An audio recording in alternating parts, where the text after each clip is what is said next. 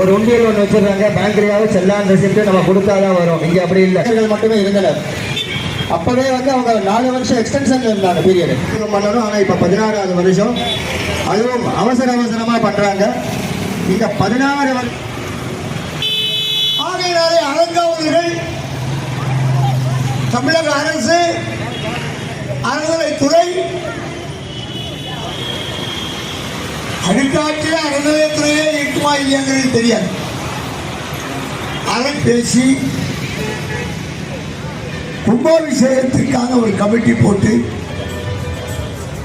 நீங்கள் செய்து தர வேண்டும், செய்திருக்க வேண்டும், பக்தர்களுக்கு நல்லது. தமிழக அரசு இதை மறுபரிசீலனை செய்யும்.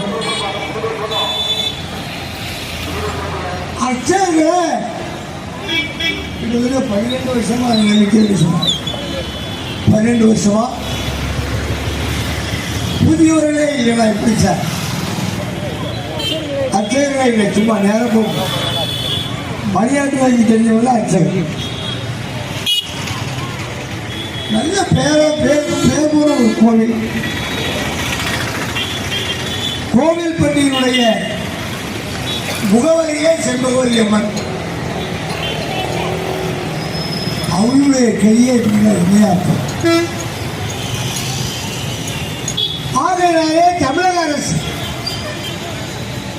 இந்த கோவில் அரசு கோவில் உனக்கு நடத்த முடியல, நீ வெளியே போ. இது நடக்கும். அடுத்த போராட்டம் செண்பகவல்லி அம்மன் கோவில், அங்கே இருக்கக்கூடிய